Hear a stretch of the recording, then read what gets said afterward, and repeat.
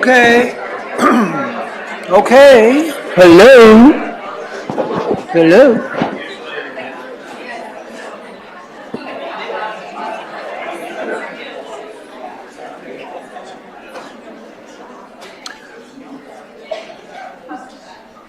Okay, it's midterm week, right? Woo. I want to say a few things about the midterm. As you can see on the screen here, in order to avoid some kind of a crazy stampede for rooms, we decided to assign you to different rooms so that you would know which room to go to. So that's what this PowerPoint thing says here. That's what this slide says. I've also sent you an announcement and even an email about this. And what it basically says is that there are 3 rooms for the exam. Remember, when is the exam? Thursday, thank you. Did that very nicely. Thursday, there are 3 rooms. The exam starts at 4 o'clock. And one of the rooms is 1034, which is upstairs, one flight. And the first 20 students in the alphabetical listing of the class, starting with Aschlager and going up through Childs, are going to be in that room. So that's where you're going to go. Okay, don't go to the auditorium, go to that room. The next 30, we're trying to figure out how many people are in a room. We want to have enough space for people. And the next 30 students are going to go into room 4001. That starts with Clark and ends up with Heth. That's Daniel, right? I think, but I'm not sure. Clark ends up with Heth. And then the rest of you, which is another 100 and so on students, will go stay in the auditorium and take the exam in the auditorium. The TAs will be in each room, 2 at a time, starting at 4 o'clock. I did say something in the email I sent out that we've modified. There will be a TA, there will be 2 starting at 4 o'clock, and one of the 2 is going to stay until 9 o'clock. Okay? And next time, the next midterm exam, we're going to split it around so that not every TA has to stay up that late, or, in the room. So that's how we're splitting that up. And also, between 4 and 6:30, myself and to some extent Dr. Rosenberg are going to walk around in the 3 rooms to see if you have any questions. If it turns out after 6:30, when we're gone, you have any questions, the TAs are going to be there, but if you have some crazy thing comes up and you're not getting it answered, you can email me or Dr. Rosenberg, and as I wrote in the email that I sent you before, can't guarantee that I'm going to respond right away because we've got other things, we've got the thing covered, but we'll try to deal with emergencies in some sense. Okay? Any questions about any of that?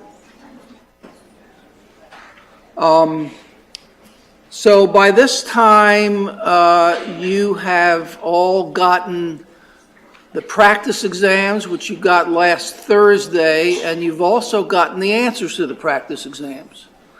Just as a curiosity, how many have worked through both practice exams? Raise your hand. That's not a lot. Do it again. I want to see it again. Raise your hand, if you... So what are the rest of you? I know there was a weekend, and you like to do what's that? But that worries me because the practice exams are the way that you're going to really be prepared to take the midterm exam. Now, it's up to you. But today's Tuesday and the exam's Thursday, so do what you can do. If you do it in a very quick way, it's not going to be as good as it would be if you took your time doing it and put yourself in more or less an exam situation. But that's up to you. Let's see if there's anything else I need to say.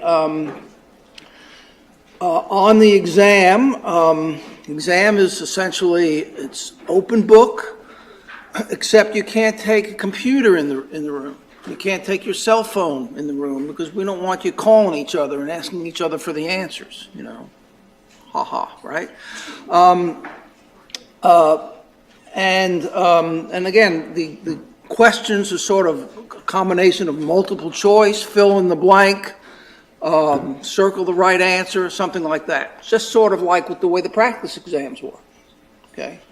So the questions will be different, but it's the same idea, so you have practice. Let's see if I want to say anything else that I could remember to say. You're going to get the exams, your grades back very quickly. I mean, by next Tuesday, you're going to find out how you've done.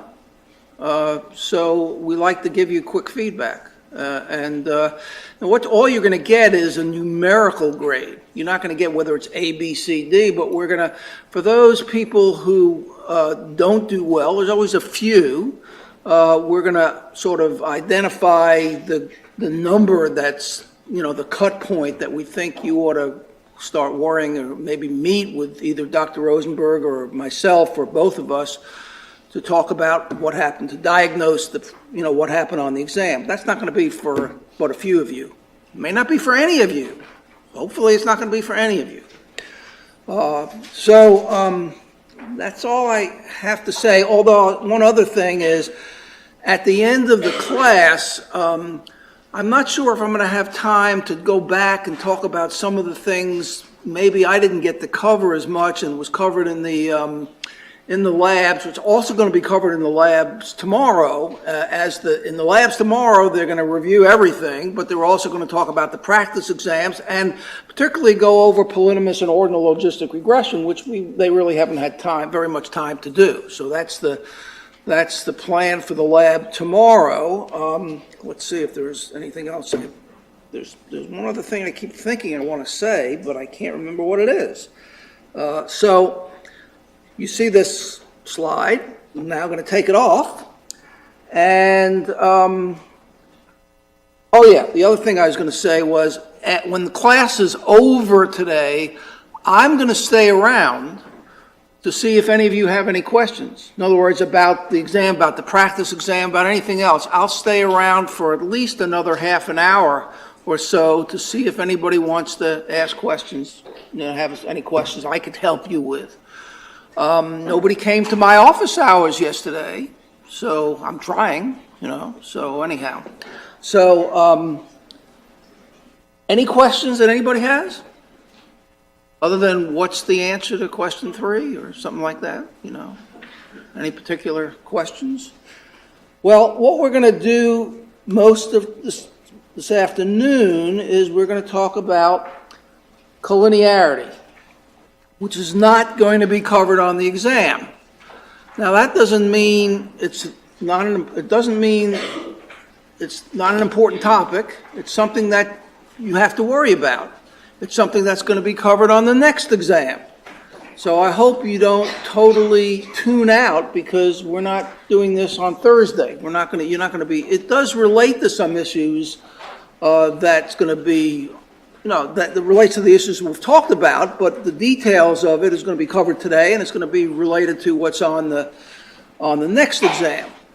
So I want to talk about this now, and that's what I'm going to spend most of the class doing. And if I understand correctly, you've all heard something. You've heard the word before, collinearity? How many of you have heard the word? Okay. Did you get it in another course? Did you hear it in another course? In the course you took, the the BIOS 591 course? Was it discussed there or mentioned there? So we're going to talk about that. Maybe that's where you heard it, because I don't think there's any other place you've heard it unless you came from somewhere else where it was discussed, or you've read about it somehow, or you've read in advance in terms of what's in the textbook. So I want to start talking. So this is something that's, again, sort of new. So I want to start off by talking about, this is my outline. what is collinearity. It's sometimes referred to as multi-collinearity, and I'll explain that. I want to talk about examples of collinearity. Collinearity when you're dealing with a model with only two predictors, then collinearity with several predictors, and then issues about how you diagnose collinearity. Now, I preface all this by saying almost all the literature on collinearity has done it with regard to linear regression. Linear regression. And what we've been doing throughout this whole semester is talking about logistic regression.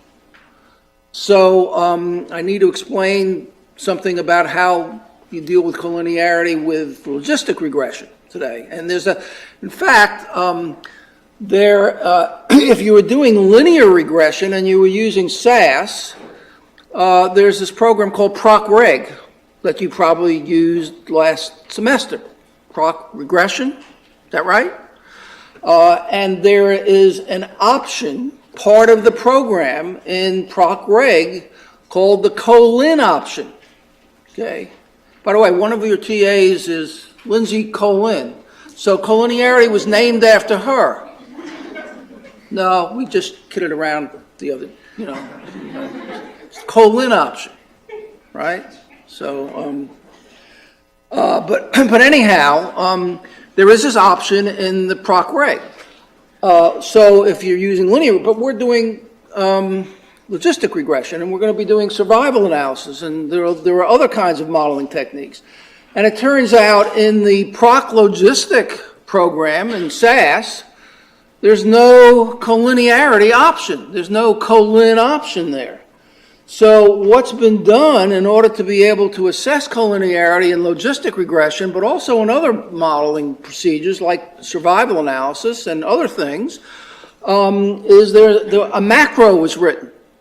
Macro was originally drafted maybe about 20 years ago by some fellow at CDC named Matthew Zach, and it only related to logistic regression. And then over the years, people started using other modeling programs, and there needed to be some fine-tuning of that macro. And so in the last several years, some of our students and faculty at Emory here in the School of Public Health updated the macro, and there's a collin macro, which is what you have to use. And I'm going to, in order to assess collinearity for logistic regression, I'm going to show you how it works before I finish today. But let me start talking about, well, what is collinearity?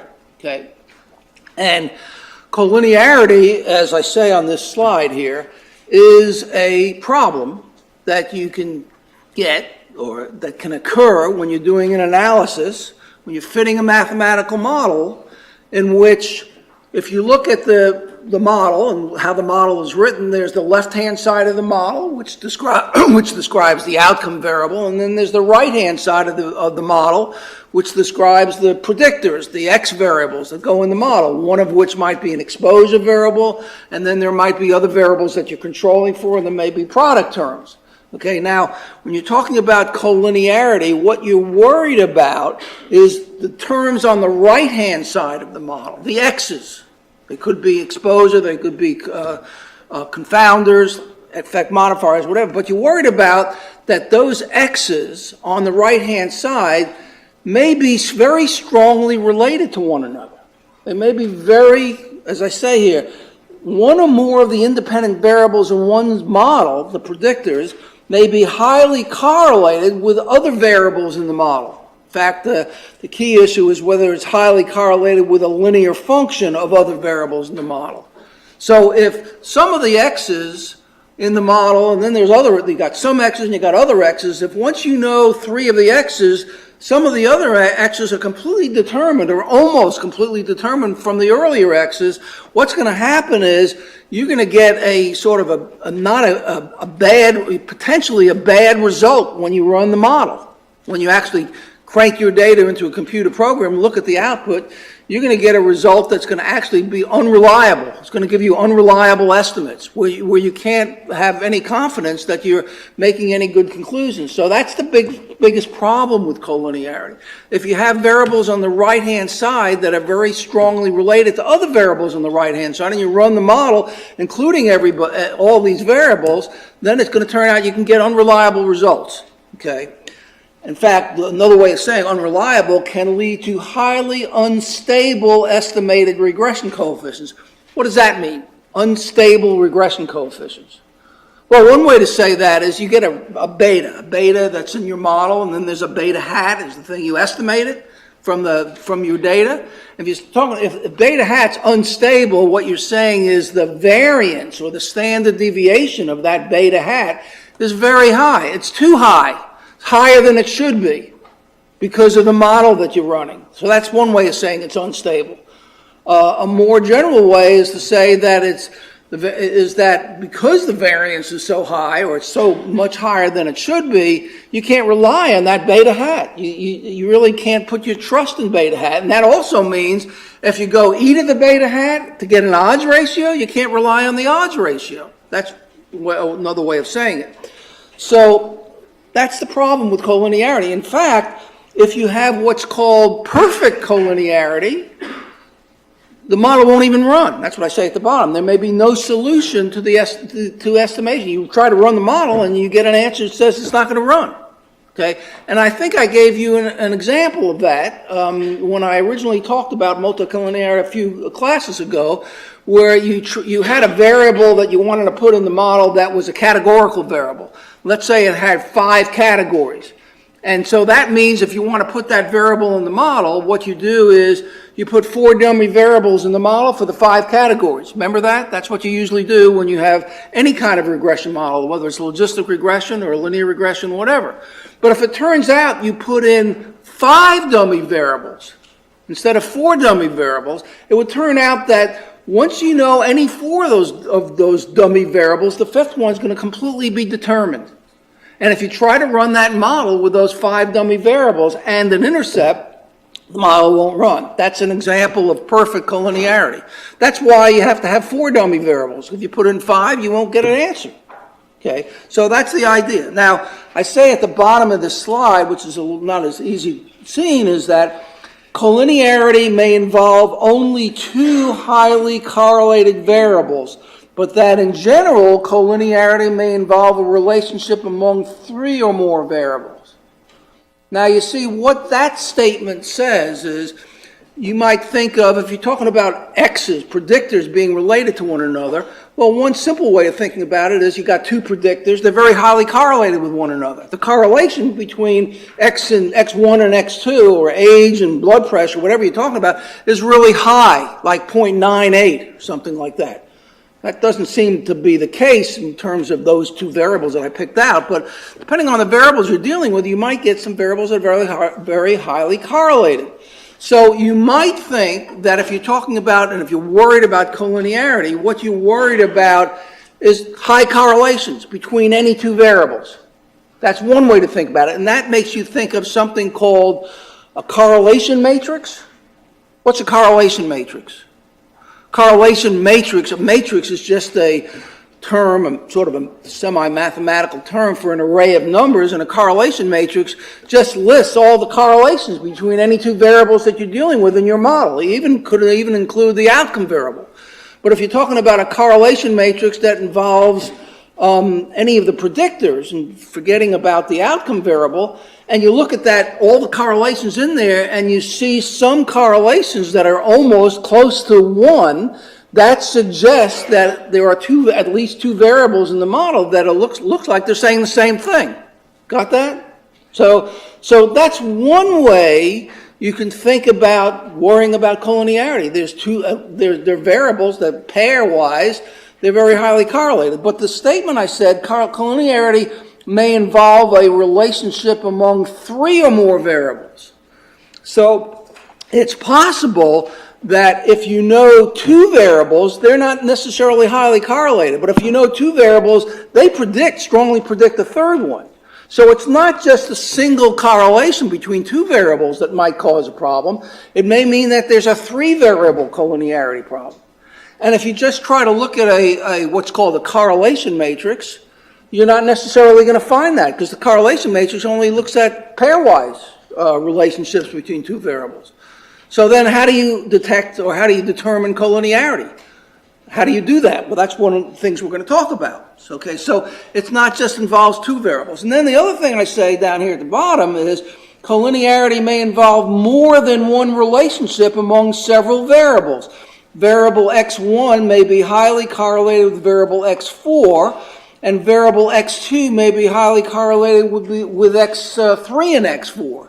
That's an example, if that happened, of two collinearity problems. There's x1 and x4, that's one problem, and then there's x2, which is highly correlated with x3 and x4. That's two problems. So that's why the term multicollinearity is often used instead of just collinearity, because you might have more than one collinearity problem. And again, one of the issues, a key issue, is how do you detect it? And if you can detect it or diagnose it, and this program, this Colin program used for Logistic and other modeling procedures, helps you to diagnose whether there's a collinearity problem. But once you've diagnosed it, the next thing we have to talk about, well, what do you do about it? If you say there's a collinearity problem, can you do anything about it? Or do you just give up and, just go do something else for your life? Or I'm not sure, Well, there are things we'll talk about, what you can do about it, okay? So another way to talk about what we mean by collinearity, sort of what I've said, is that if there's an approximate linear dependency among the independent variables in one's model. So the independent variables are called x's. That's generally how it's usually done, and the outcome variable is usually called a y, although we've got x's, some of which are exposures, some of which are c variables, some of which we've called v's, and then there's EW's, got all these different names, but we're really talking about the basic set of predictors, the x's. And if it turns out this statement is true, this says that there's a relationship among the x's, and there's a linear relationship among the x's. Now, you notice that in this expression, you see this term before the zero. What is that? Is that an equal sign? It's an approximation sign, right? It says basically that if there's a linear relationship, a linear function, some constant times x1 plus another constant times x2, and so on, if a linear function is approximately equal to zero, that's an example, that's what we mean by collinearity. Now, of course, if you think about simple mathematics, if this was true, you can solve this sort of equation. It's not exactly an equation because there's an approximation sign, but it's saying that approximation says it's almost zero. You can solve using the approximation sign for any one of these variables in terms of any of the other variables, just using algebra. So if I wanted to solve using this expression, x1 in terms of the other x's, I can write, just using algebra, x1 is approximately equal to minus the linear sum of the others divided by a1. And that's another way of saying it looks like there's a bunch of x's that are predicting another x. That's what you mean by collinearity. That's the idea behind collinearity. So one predictor can be approximately determined by a linear function of the other predictors. That's sort of the idea, okay? Now, let's start looking at examples or situations. One situation, as I've already said, is you could have two variables that you're studying or you're measuring that are very highly correlated. And if that's the case, that's an example of collinearity. If they're so highly correlated, it's going to make your model unstable. Now, we need to see what that means, but that's one thing. Another example is, like I said, different examples. You can have a third variable, x3, which is highly correlated between the difference between two other variables. That's a collinearity problem that involves three of the predictors, not two of the predictors. And you can't see that if you're looking at a correlation matrix. Now, another problem that often shows up when you're dealing with, when you're worried about collinearity, is that if you got product terms in the model, like interaction effects, E times one of the variables you're controlling for, well, E times x1 is made up of the product of two components of it. Now, because of that, certainly you can expect that the product is not completely unrelated with the components making up the product. And if it turns out, depending on what these variables are and depending upon your data, EX1 is highly correlated to the components that are making it up, you can have a collinearity problem, okay? And then even lastly, you can have a variable in the model like age, and if you put in age square, well, age square comes from age. So there is some correlation between age and age square. How strong it is may depend upon a number of things, particularly how many ages you measure, what the size of your sample size, and all of that. But these are examples where you could have this problem could occur. And as I said, it may not be sufficient to consider only pairwise correlations because correlations could involve more than two variables. Okay, so are you with me so far? And I haven't done anything very fancy. I'm just talking, right? Okay, so now I'm going to skip this, but it could be two variables may not be inherently collinear. Gender and race, they're not inherently collinear, but in your data, they may be collinear because you don't have a lot of data. And it turns out they're collinear. So I have an example like that. But now I want to focus on this slide. Now, look at what's on this slide. Look at the top on the slide. What kind of a model are we talking about here on the top? Is this a logistic model? It's a linear model, right? And as I said, most of the work that was done on collinearity had to do with linear regression. So I'm going to say a couple of things about a linear regression. Okay, now, so here's a linear model. It only involves two variables, two predictors, x1 and x2, and there's an outcome, y, okay? Now, it turns out that for any linear model involving two variables, you can do a little mathematics or a little algebra. And if you fit the model, how do you fit a linear model? You remember how you fit a linear model that you learned last semester? The method was called least squares.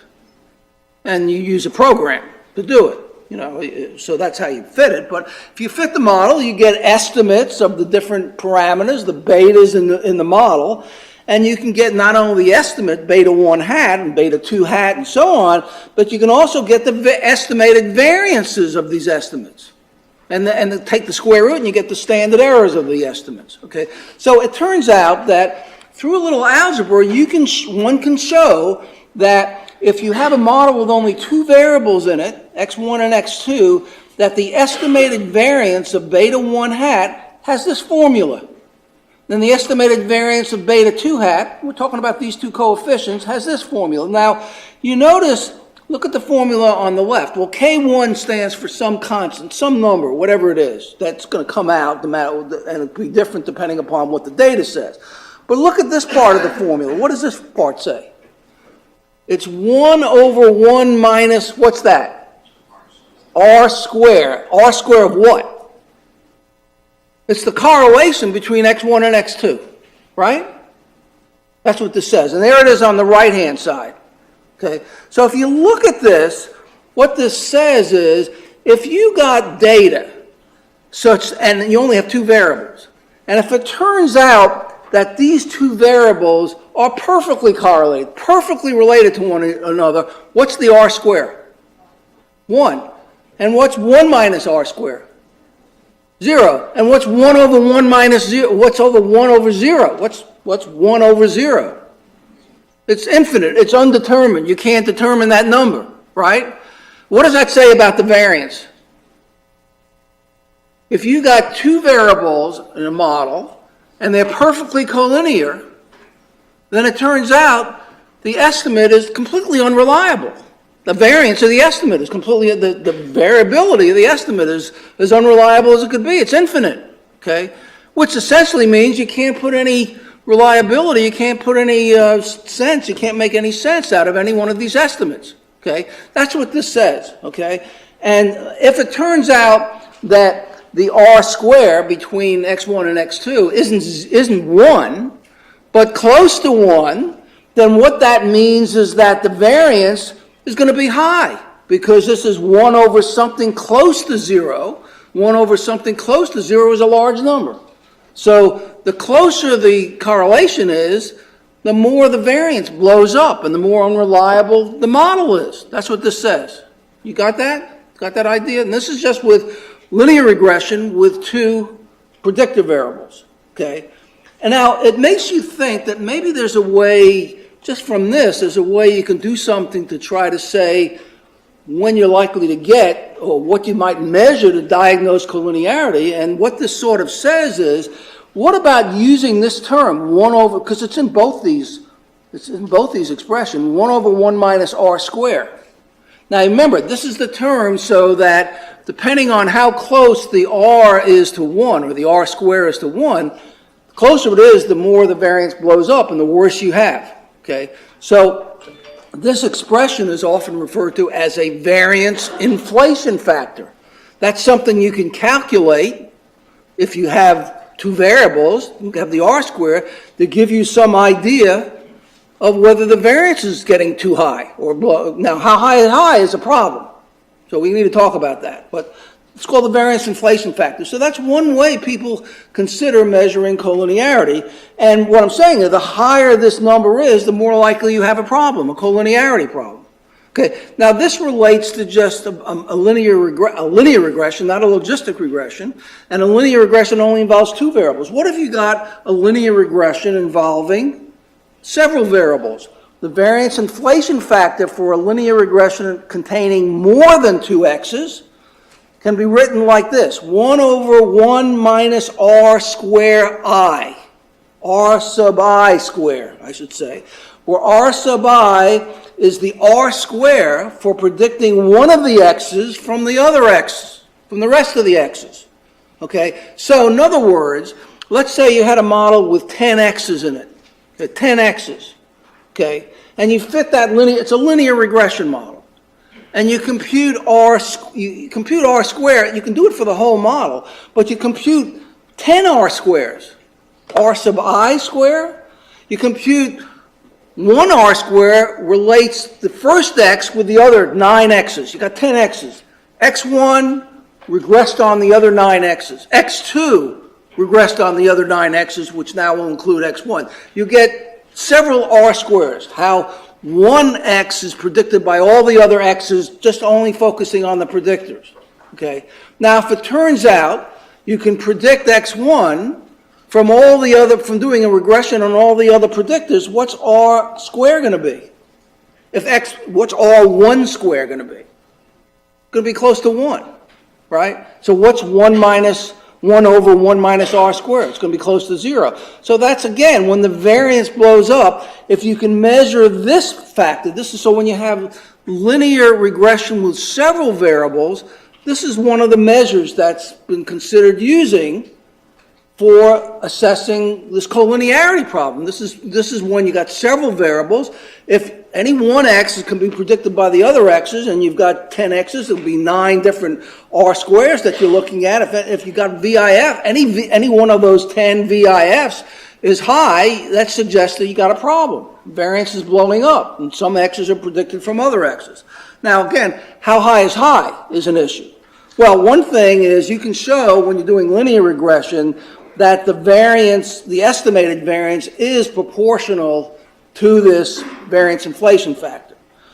You can also show that if, clearly, you're also going to see algebraically that if the Ri square is equal to 1, then the VIF is infinite, so it blows up. That's when you got perfect prediction of one x from any of the other x's. Now, I'm only talking about the x's here. Now, there's a rough rule that's been used, and it's a rough rule, but it's not so bad. It says that if the VIF, if you actually have done a linear regression, and you compute the VIF for any one x compared to the other 9 x's or the other x's you have in your model. So if you had 10 x's, you'd have 10 VIFs, 10 VIF computations. You look at any one of them, if any one of them is greater than 10, that suggests collinearity. That suggests collinearity. Now, you can do a little algebra with this formula, which basically says if 1 over 1 minus Ri squared is greater than 10, that means that Ri has got to be greater than 0.95. That means there's a higher, or Ri squared, the squared correlation is greater than 0.90. That's a strong, what's called multiple correlation coefficient, or square of a multiple correlation coefficient. So this is what a lot of people have recommended you use to assess collinearity. But there's a problem with it, and here's the problem with it. That's why it's not used that much. But I want to introduce that and tell you what the problem is. The problem is, look at this. Next slide. Okay. Now, I took an example, 10x. Suppose you have a model, a linear regression model with 10 x's, okay? And suppose these were the 10 VIFs that you got. Now, I didn't list them all because I couldn't get them all on the screen. I'm just trying to give you an example anyhow. Now, I've circled 2 of them. Why have I circled those 2? They're greater than 10, right? So when you look at these 10 VIFs and you're asking the question, do I think there's a collinearity problem? Okay, what are you likely to say? If you just agree with what I've sort of been saying here, it looks like you can say that, yeah, it looks like there's a collinearity problem because 2 of the VIFs are high. And if it turns out these were the only 2 of the 10 that were high, what might you think is the source of the problem? Might be that X2 and X10 are highly correlated, and you can check that out, okay? You can check that out by looking at the correlation between X2 and X10. But if you just fit the linear model, you're doing something altogether before you're looking at different correlations. Could be a lot of correlations depending on how many variables you have in the model. This suggests that X2 and X10 are highly correlated, okay? Now, I say something at the top, and I'll get back to that in a second, but look at this next example. What if you saw this? Different situation, okay? Is there collinearity based on VIFs? And the answer would be, it looks like there is because there's 3 of them that are larger than 10, okay? That's what this says. Now, if I had to try to diagnose, well, what's going on? Where's the collinearity? What's the problem? It's not so easy to do when there's 3 or more than 3 because is the problem involving these 3 variables, X2, X6, and X10, that once you know 1 or once you know 2 of them, the third one is determined? Or does it involve 2 collinearity problems, X2 with X6 and X2 with X10? Is there 1 problem? Is there 2 problems? How many problems are there and what are the problems? So that's what I say at the bottom. Not clear if there's 1 collinearity problem involving X2, X6, and X10 or 2 collinearity problems involving, say, any pair of them. Now, I go back to this slide. Look what I said on the top here. I said, however, the VIFs do not indicate how many collinearity problems there are or which variables are involved in which problems. That's what using VIFs doesn't do.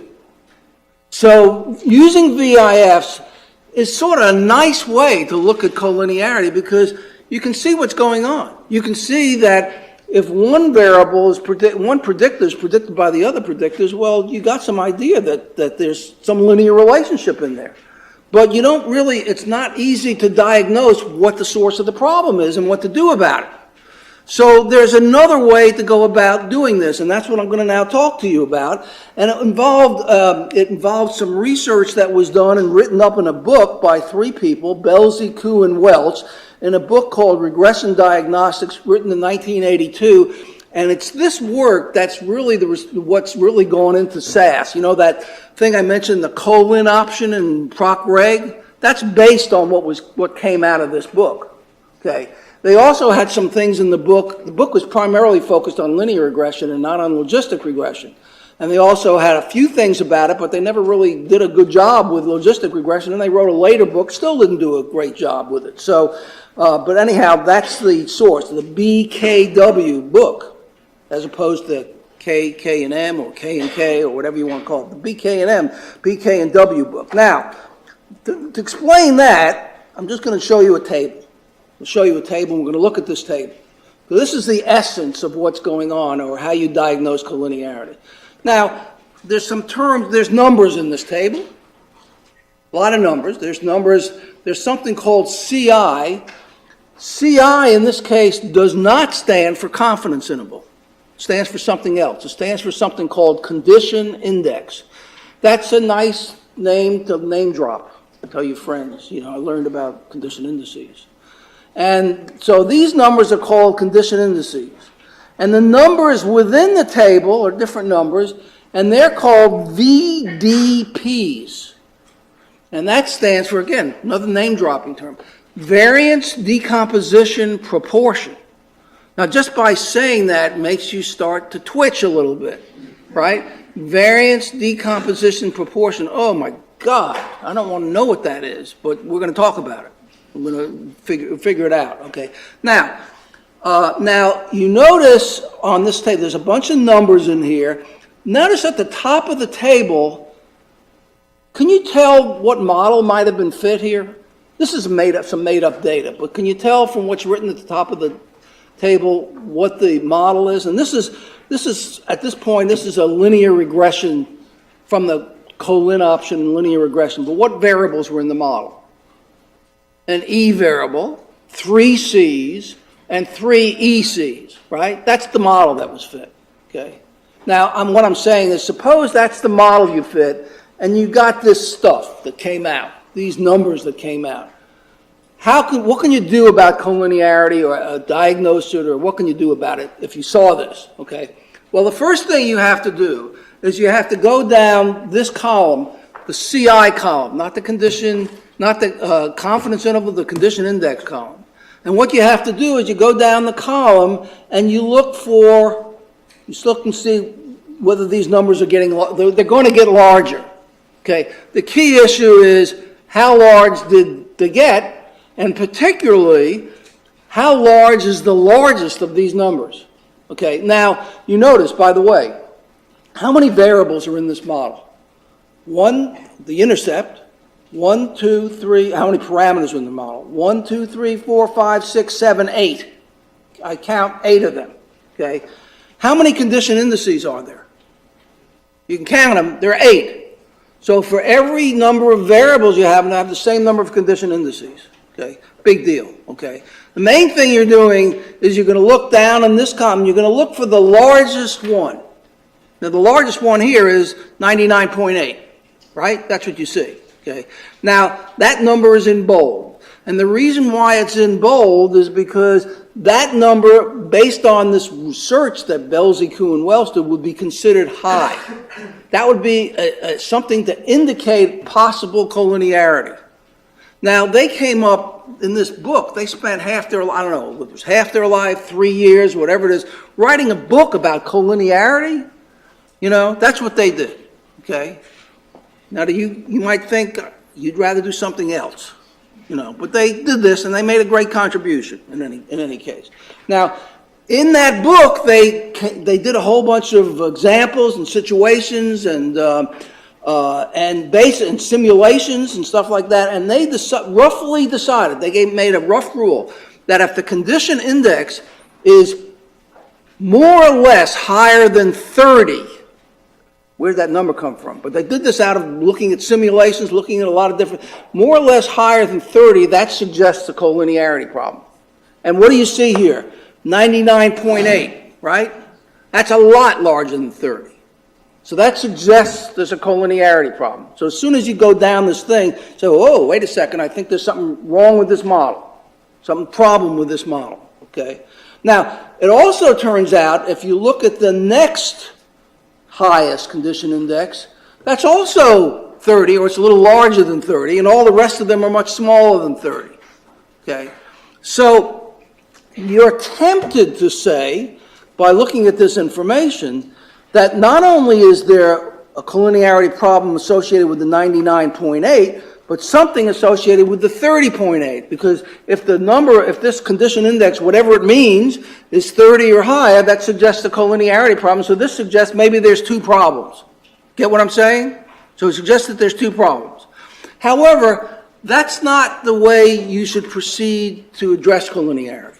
What you have to do is you have to say, well, look, I'm going to look at the first one, 99.8, and I'm going to decide whether I think that's a collinearity problem by checking out these other information, the VDPs in there, and then based on that, I'm going to make a decision about what to do about if there's a collinearity problem involving the 99.8, I'm going to make a decision to do something about that.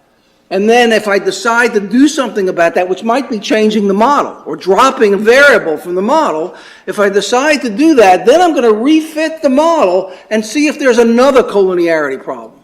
So you see what I said? Rather than say there's two problems because two of them are 30 or higher, I'm going to deal with these problems one at a time. I'm going to deal with the first one. I'm going to do it sequentially. I'm going to deal with the first one. If there's a problem with the first one and I can do something about it, I'll do something about it and then see if there's a second one, and maybe there isn't a second one once I deal with the first one. So you deal with collinearity sequentially. Okay, now let's look at this. Now let's look at these other numbers. Now you notice I got these numbers are in bold. Look at the 99.8. Now if you want to evaluate where the problem is, you have to look at these things called the VDPs. Now you notice I'm just looking at the 99.8. I'm going on this row over here, okay? And what have I done? I've put some of these numbers in bold, right? In that line with the 99.8, in that row with the 99. Which ones did I put in bold? The largest ones, okay? So what I'm basically saying is there are 3 VDPs, whatever that is, that are relatively high compared to the other VDPs. Now, when you think of VDP, which makes you go crazy a little bit, but I'll tell you something. If you look at any one of these columns, and add up the numbers in any one. Look at the E column. Add up the numbers in the E column. What do you get? 1, right? You add up the numbers in any other column. What do you get? 1, right? So it turns out that the numbers in a given column represent the proportion of all the numbers you can get for that particular variable. It really describes the proportion of something, of the variability or something associated with that variable. And basically, it looks like there's a large proportion relative to the other, for this variable on this condition index, whatever that means. Okay? So that's what's going on here. So now what you do is you say, okay, this is how you proceed here. I'm just telling you how you proceed. What you do is you look at these 3 numbers and you say, well, look, if there's a collinearity problem, it involves the variables that correspond to these 3 large VDPs. What are those variables? Anybody tell me what those variables are? What would you do? Go up to the top. E, C3, I made these numbers up, but you go up to the top, C3, and EC3. So the way you would look at this data is you'd first identify whether you got a condition index larger than 30, you look at the largest one, then you look at the VDPs, and you look at the larger ones. And you flag them or you put them in bold. And then those are the ones that suggest that that relates to a collinearity problem according to this theory that they did. And then you go up to find the variables. And it looks like the variables are EC3 and EC3. That's the way you'd work on that. Now, if you decided, based on what I just did, that there is a collinearity problem and it involves these 3 variables, EC3 and EC3, what does that mean? What does that mean? Based on what we said about what collinearity is. It means if you had these 3 variables in the model, they're very strongly related to one another. You put them all in the model, you're getting an unstable model. That's the whole idea of collinearity, okay? So if you have those 3 variables in the model it's giving you some instability, what would you do?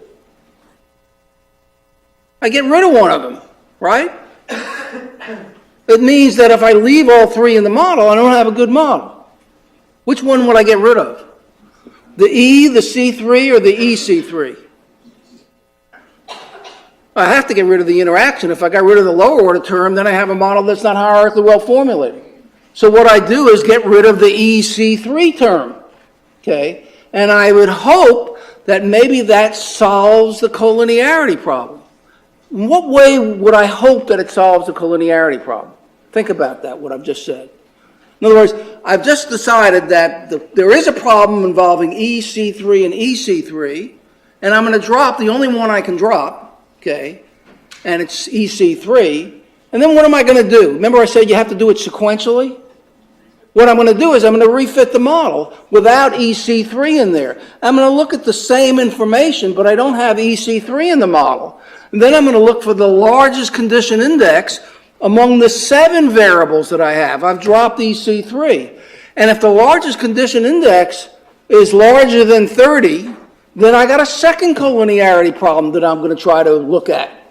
But if the largest condition index after I drop EC3 is a lot less than 30, I've done my job. I've taken care of collinearity by dropping this one that's causing the problem. That's how you do it, okay? Now, there's another big issue with all this. You know, the first issue I talked about, there's an issue with collinearity. People have a problem with this. First thing is, how large is large on the condition index? And what did I say? I said 30, right? Where'd that come from? Came from these guys who wrote this book, who did a whole bunch of work. Is it 30? Is it 32? Is it 38? You know, it was a guideline. It wasn't a firm number, okay? So how do you interpret the 30? If you got a 29, do you say it's under 30? You know, there's a problem with that.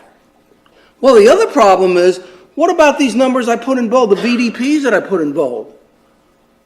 Look at the 0.70, the 0.930, and the 0.430. Well, they're the largest 3 in there, but the 0.430, that's the smaller of the smallest of those 3, right? Well, how large is it? Well, they had a rough rule, again, a rough rule based on all the work that they did, spending the rest of the whole life doing this or something like that. They had this rule which said if the VDP is 0.5 or higher, that suggests a problem. Well, what about the 0.430? It's not higher than 0.5, but it's not that far away from it. So that's why I put it in bold, okay? And that's some of the issues that you have to, how large is large? And I basically said it looks like there were three possible variables. If I left it out, I could still say, well, maybe it involves C3 and EC3. I have to drop EC3, but it makes sense to put this one here. Okay, so that's sort of how you do it. That's how you deal with collinearity. Okay, now if it turns out, as it turned out, suppose it turned out I drop EC3 and I refit the model with only 7.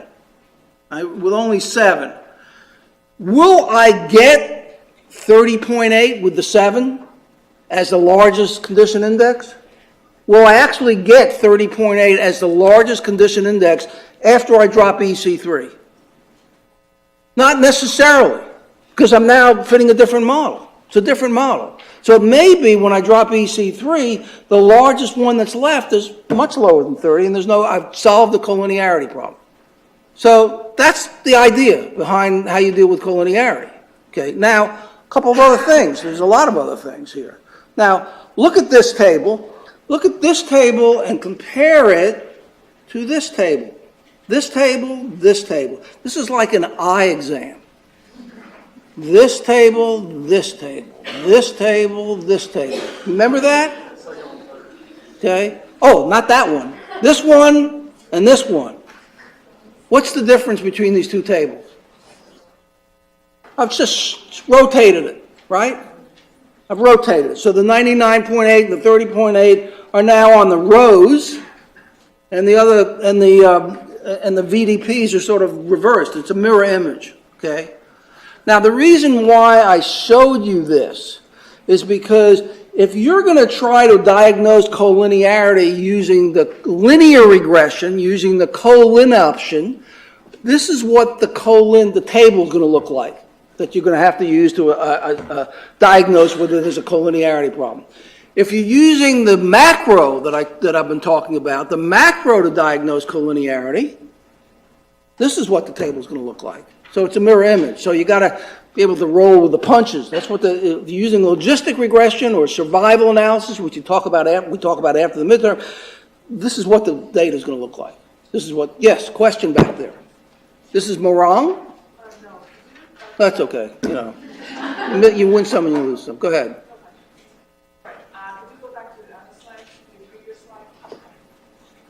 This one. Yeah, so same one as this one. Okay. So I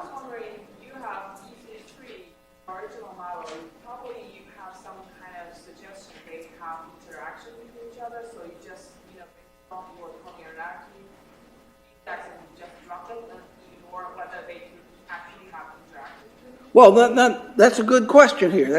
I'm glad you asked that, because if I drop EC3 from this model because of collinearity, am I saying that EC3 is not significant? It's not a significant predictor of the outcome. Am I saying? I think that's what you're asking. Maybe I'm wrong, but I think that's what you're asking. I have dropped EC3 not because I did a statistical test to see it's significant over, given the other variables in the model. I dropped it because there's a collinearity problem. Okay?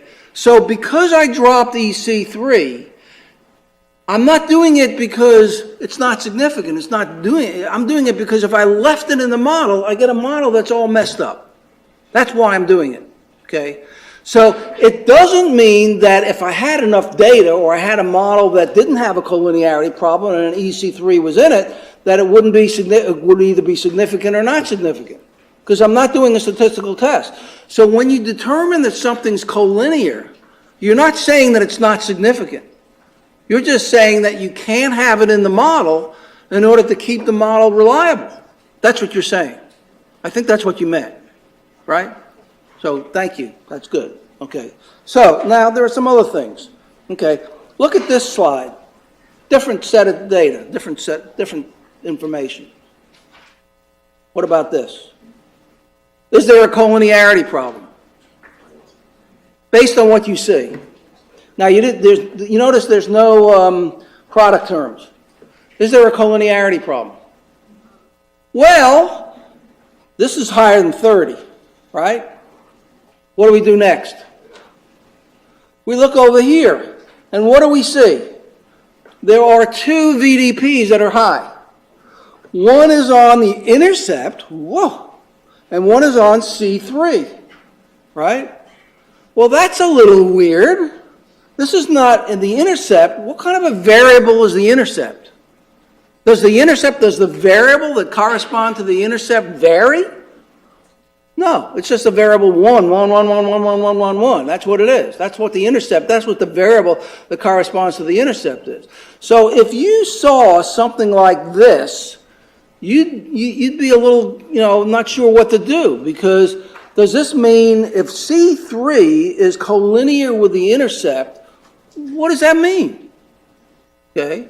Well, the only thing it may make sense to mean, and I've got a couple of statements in here, but the only thing it might make sense to mean is that since the intercept doesn't vary, and if C3 is collinear with the intercept, that would mean C3 doesn't vary. Right? I mean, if it's highly correlated with the intercept, which the variable is a bunch of ones, then it would mean C3 shouldn't be changing. Now, how would you be able to diagnose whether C3 is changing or not?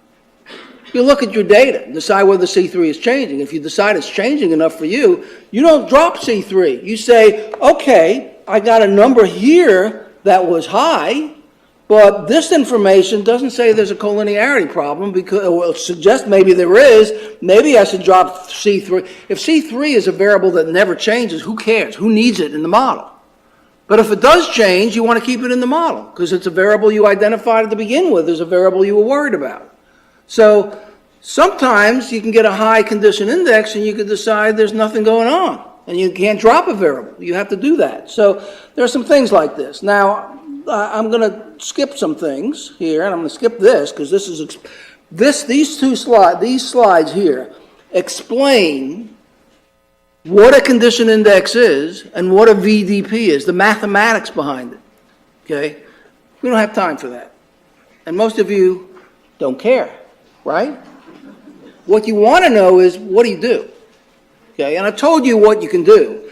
I haven't told you everything that you can do. Now, the last thing I want to talk about, and this is, what do you do about collinearity? What do you do about collinearity? Well, one thing you do that we did with the example that looked like this collinearity is you drop one or more variables involved in a collinearity problem. And I recommend you do this sequentially by refitting a new model. That's basically what you do. But it's not the only thing to do. Another thing you could do is define a new predictor. If you think two variables are very highly correlated, and those two variables make some sense. Like, what if it turns out the two variables didn't involve interaction? One was weight and the other was height, and they were highly collinear. So if you put them both in the model, separately in the model would be unstable. How could you get around that? Huh? Calculate BMI. Weight over height square. I think that's BMI. Weight over height square, right? Put that single variable in the model. So you've gotten rid of a problem by defining a new variable. That's a way you can get rid of collinearity and still have a meaningful model. And so you can't have these two variables, but you can have something in there.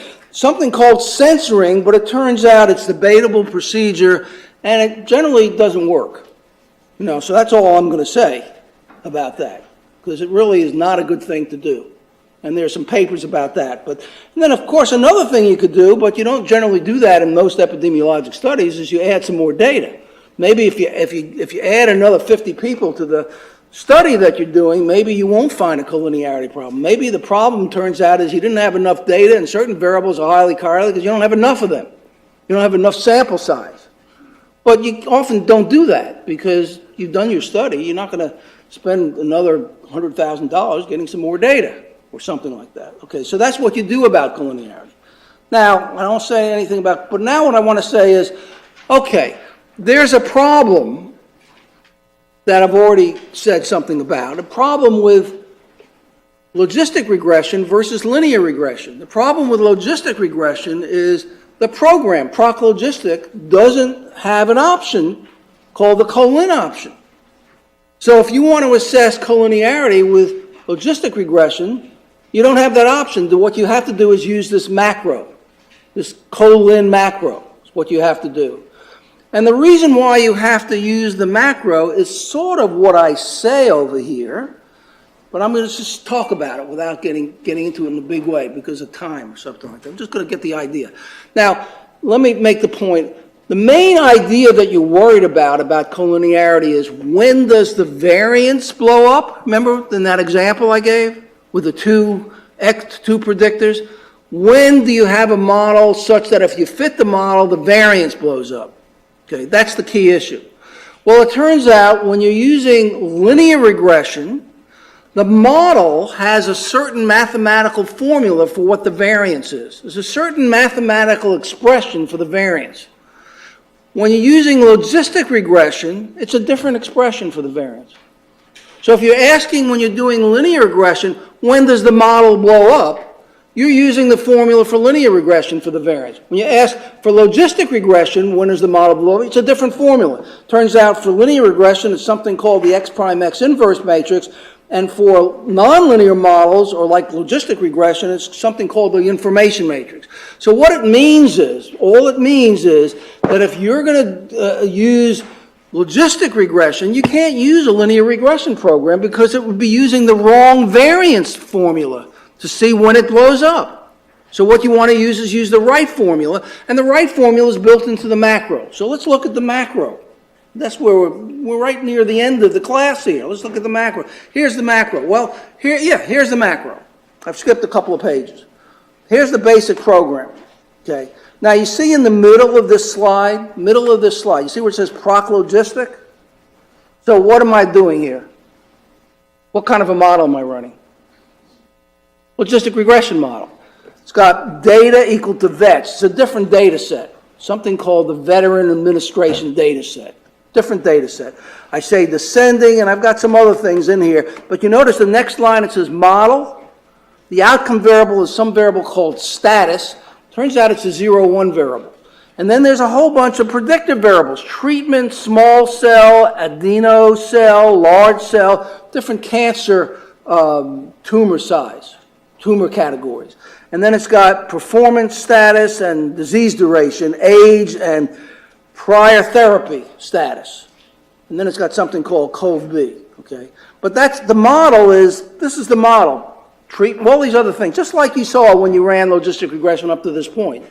Okay, now, and this is what I've done here is I've added something. I've added some stuff. You see where it says % include and then it says macro file name? Well, the name of the macro is colin_2011.sas. That's the name of the macro. So if I want to run the colin macro, I have to tell the computer where the colin macro is located on the computer. And it's located in the S file under EPI 740, and it tells you it's a macro, and this is the name of the macro. So if I write %include, and then I put in a quote, and then a quote at the end, and I put in this information, I'm telling the computer where the macro is that I want it to use. I have to tell them that in order to use the macro. I mean, this is not the worst thing that you've ever had to do. Tells the computer where the macro is. Then you tell the computer what the problem is, what you're running, and you tell it a bunch of things. Now, one thing you notice, you see there's a statement called outtest equal info, and I've circled this thing called info. Okay, and then I've done a bunch of stuff, and then I've got %colin, and then I've got some other stuff here. Now, you notice this line, %colin, this information is when this thing at the top tells the computer where the macro is in your computer. This runs the macro. %colin runs the macro, okay? And what it does is it runs in order to run the macro, you have to say, you have to have some name for something called COVDSN. What do you think COV stands for? Covariance. What is covariance related to? Variance. Variance, covariance? You know, so if, you know, and the issue is when does the variance blow up? You know, so when you write this thing, you're telling the computer, giving the information about what the covariance matrix, or the variance is, the variance formula is, that I said is a mess, but you don't have to worry about it because it's built into the program. In fact, that particular formula is obtained by this cov out statement. And when you write info over here, you're telling the computer what that formula is. You're telling the computer where to find the formula, okay? And then output equal to, now if you use the same information, it used to be that you could do that, but now you have to have something different. Now you see where I said OUTLR? What do you think LR stands for? Logistic regression. That's why I wrote LR, okay? So I wrote output, so the output information is coming out in some statement, some file called the out LR, okay? And that's what's going in, okay? Now, look at the next thing that I've got underneath this. Look at the very next thing. You see where it says proc logistic? What does it say here? Proc pH reg. So what's pH reg? Well, we don't know yet, unless you've already had a course in survival analysis. That's coming up after the midterm. pH reg is a modeling procedure for using what's called Cox regression. So you can use this colin macro to actually do collinearity for Cox regression. So that's what you do here, okay? But now I'm using a different name for the out test and a different name for the output file. This is out CR. CR stands for Cox regression, okay? Now, all I've done here is to show you what the code is, what you tell the computer. You have to tell the computer where the macro is, and you have to tell the computer to run the macro for the model that you're using. Now, let's look at the output. Let's look at the output. Okay, and this is all the things this describes it, but let's look at the output. Okay, well, the first output I'm going to show you is what you would get if I didn't use either of these two. If I just ran, instead of proc logistic or proc pH reg, if instead I ran, let's see if it's here. It's not here. If I ran, oh yeah, here it is. If I ran SAS's reg procedure, and I said, this is my model for SAS reg. And you see this thing at the end? What does that say? Colin. So what am I doing? I'm using proc reg, and I'm using the colin option. It's the same data as I was doing. It's the same data. It's the VETS data. But now I'm doing linear regression. The outcome variable is 0, 1. I could run linear regression. It's not the right model that I'd use. I want to use it on a continuous outcome. But when I run this now, look at what you get down here. Look at the output over here. I've circled this number, 21.37. What's that number? Can you tell me what that number is? It's in the column that says condition index, right? And all these numbers are here. It's the largest one, right? Can you see that? The largest of these condition indexes. Remember I talked about what a condition index is. What do you have to do to diagnose collinearity? First thing you have to do is look at the condition indices when you're running the model. This is a linear regression model. And you wind up getting 21.37. Okay, what are you supposed to do? What are you supposed to do with that? You say, well, that's lovely. Let's go home. No. That's lovely. Is it larger than 30? Is it? It's not. It's 10 points away from 30. It's not really close to 30. I mean, how close is close is an issue. But that's far enough away to say what? No collinearity. So if you saw that, the 21, you wouldn't look at any of the, you see where it says variance, proportion, intercept, variance, proportion, treatment. These are all the predictive variables, and it's got these VDPs, but you wouldn't even look at any of them. Because if the largest CI is not large, there's no collinearity. That's what this says. Okay? This is what it says when you do linear regression. Okay? Now, what about this? This is what happens when I use the macro. The macro that I just showed you 2 slides ago. The macro when I actually do this on this part. The macro on the logistic. What do I get? Well, there it is. Okay. Well, this is just the fit of the model, but look down here at the bottom. You see these things over here? See the 22.7557? What's that? That's the largest condition index I get if I do logistic regression with these data, right? Is it the same as what I got previously when I did linear regression? Why not? Well, there's 2 different ways to do it. If you do linear regression, you're assuming a certain variance structure, which is a different formula than if you're doing logistic regression. Is it a lot different? No. 22.7557 isn't that much different than 21.374548. So you're going to have the same conclusion about whether there's collinearity, whether you use linear regression or logistic regression. Which one should you do, though? You should do the logistic regression, the macro, because that one is dealing with the right variance formula. There's no guarantee they're going to be close. They might be close, but there's no guarantee. What does this say about whether there's a collinearity problem? None. Right? It's still a lot less than 30. Okay? So I'm just telling you what you do to do this and what the output looks like. Okay? Is that the worst thing you've ever heard in your life? No, it's not. Okay. Now, here's a weird thing. This is something weird. Now, look at this next one. Now I'm using pH reg, which we haven't talked about. But I'm going to use it anyhow and show you the output. pH reg. pH reg says, instead of doing linear regression, and instead of doing logistic regression on this data set, I'm going to do something called survival analysis or Cox regression, which is what we're going to be talking about after the break. That's going to be something that's going to be on the next midterm. Okay? So I'm going to do Cox regression. And I'm going to fit the same model to the same data. Well, it's not the same model, but I'm fitting the same data to a model. It's a different model. It's a Cox regression model. Look at what happened. Surprise? What's the largest condition index? Is it 22? Is it 21? It's 2. What on earth happened? Okay? Well, it turns out this causes a problem. So what it tells you is we use the cut point 30 for the 21 and the 22. We use cut point 30. Should the cut point be 30 for this?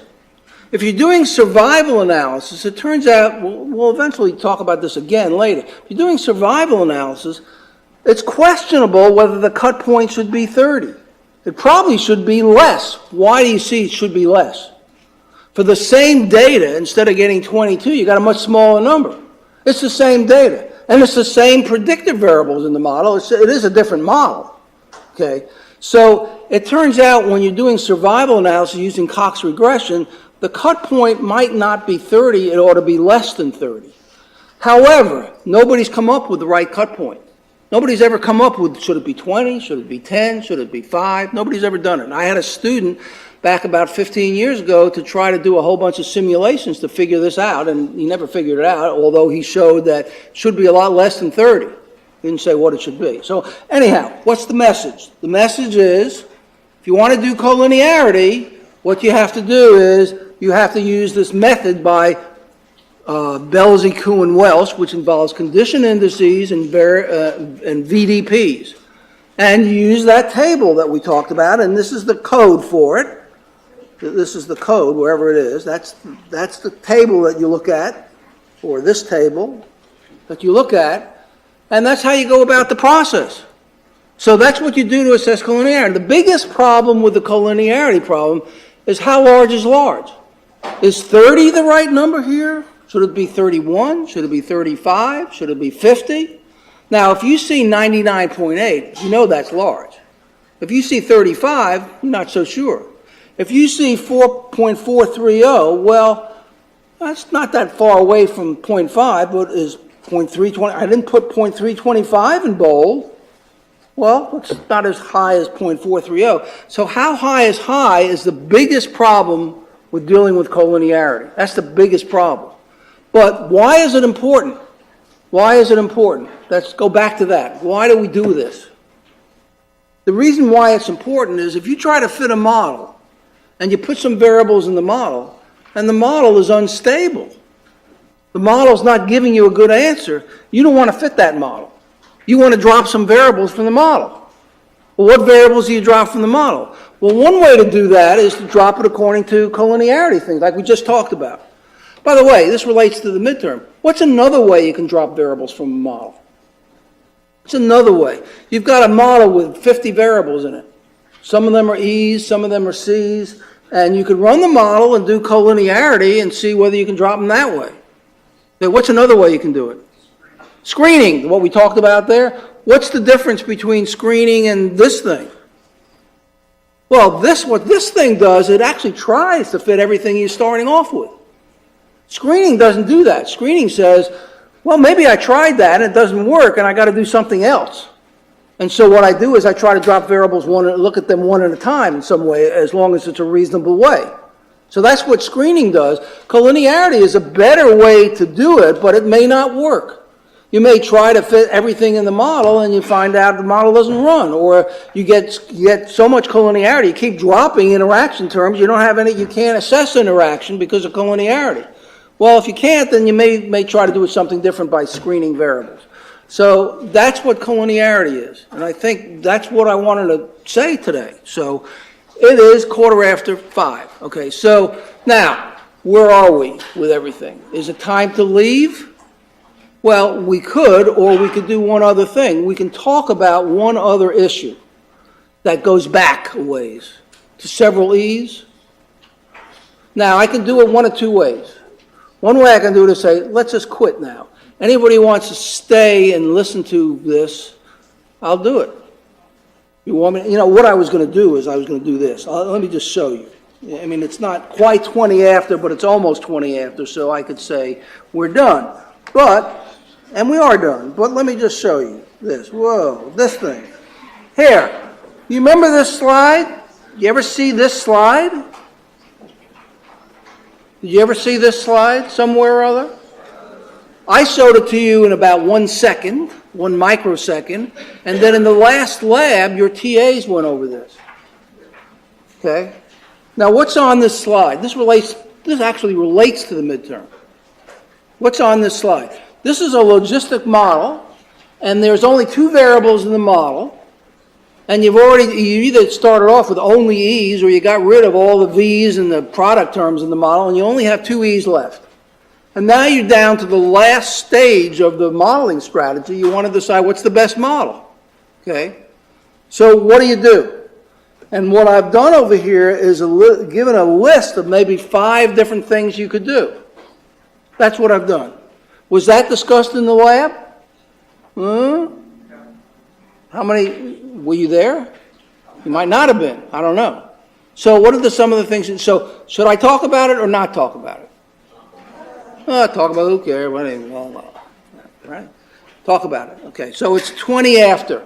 So I'm keeping you, okay? But I'm not going to keep you until 7. I'm just keeping you for a couple of minutes. Okay, so what do you do? Okay, one thing you do is you say, well, look, I'm done. This is my model. I'm just going to keep those 2 variables in the model. And what I'm going to do is, number 1 is, I'm just going to get a confidence. This is a logistic model. So I'm going to get e to the beta 1. I'm going to get e to the beta 2. And assuming E1 and E2 are dummy variables for 2 different variables. And I'm going to get these 2 odds ratios and their confidence intervals. And I'm going to be able to make some conclusions about whether E1 or E2 on their own are significant given the other variable in the model. So that's one way to do it, and it's not wrong. But there are different ways to do it, okay? And this is another one. You remember we did this when I talked about how you might evaluate this situation. You might say, rather than treat E1 and E2 as separate variables, let's treat them as a combined exposure category, combined exposure. So let's compare somebody who is E1 and E2 with certain values of E1 and E2 with somebody else with 2 different values of E1 and E2. So that's what I've done here. I've compared E1 star, E2 star with somebody E1 and E2. This might be high, high, and this might be low, low. Sounds like something we talked about, but it might have also been on one of the practice exams. Not sure, okay? And so you do that, and that's your odds ratio that you're talking about. It's a different thing. You've changed the problem from getting 2 odds ratios to getting a single odds ratio that combines what the 2 exposures are. So that's the second one you can do. Now a third one you could do is BWE, stands for backward elimination. Okay, that's a third one. And a fourth one you can do is forward selection. Okay, you learned that when you did Bob Lyle's course last spring. Okay, forward selection, you start with nothing and you add variables. Now, typically you want to start with a model that has them all in there and try to drop them, but you might get the same answer or even a different answer if you did forward. So it's not wrong. You could do that and see what you get and compare the results and make some decisions. And then there's this thing called BWCE. What's that? Backward, that's what BW stands for. And what's the CE stand for? Change in estimate. Now, why do I have a question mark here? Why do I have these 3 question marks? And then there's another question mark. Okay? Why did I have that there? Well, because we're now dealing with E's, right? We're dealing with E's. We're not dealing with C's or functions of the C's that are V's. And when we had V's or C's, that was when we did change in it. When we talked about the change in estimate approach, we talked about that when we were talking about covariance. We didn't talk about that with regard to E's. We talked about that for C's or functions of the C's. So you could argue that once you get down to just E's, you shouldn't do anything about change in estimate because you're not dealing with confounding anymore. You're dealing with 2 variables. You don't know whether either one or both should be in the model. So you're not talking about controlling for them. So that's a reason to say you shouldn't do that. But we have colleagues, I have colleagues, and some people say, well, maybe you can still talk about this problem because, remember, there's this thing you hated or you loved, DAGs, right? And you could say, well, what about DAGs? Can you talk about the DAG that involves the 2 E's? The DAG. Okay, and if you got a DAG something like, wherever it is, you've got a DAG something like this, okay, what does this DAG suggest? That E2 is a confounder of the relationship of E1 to D, right? It suggests that, but it's still tenuous because E2 is an exposure variable. It's not a variable you've already put on the list of variables you want to control for. So should you consider this DAG? And it's arguable. So that's what they're going to talk about tomorrow in the lab. So I'm going to skip that for now. But they're going to talk about how you might deal with the DAG problem, and it is something you might want to consider. However, the one thing that they're going to probably say in the lab also is, whatever you do with this, if you do the change in estimate rule, but you don't do a statistical test to see if whatever one of these two or both are significant, you're not answering the question whether that variable is important or not. You're just asking whether it's a confounder given this DAG. So you still have to do a statistical test there. Okay. Now I'm just saying that. Now the other thing I said, this is sort of the last thing. Okay. I'm saying, suppose there was this other thing. I said, whoa, wait a second. Whoa, hey. Carry out the BWE approach to obtain a reduced model. This third step has a problem. Has a problem. And I'm going to explain the problem, but not go through all the way through it. Again, you could do this in the lab tomorrow. Okay, suppose this is your model. That was the model we talked about. Okay. Now suppose it turns out you do backwards elimination. And what does that mean? You eliminate what? What variable? The least significant of these two. And suppose it turns out the least significant of these two is E2. Okay. That would mean after backward elimination, you'd have this model. Right? Started with this, you get rid of E2 because it wasn't significant given them both in the model, and then you're left with this. Okay. Now my question is, can you conclude that E1 is the only important variable involving these two variables? Can you conclude that? Well, I've got some things to say. Okay? And the answer is not necessarily it depends, which is the answer to just about everything in this course. Okay?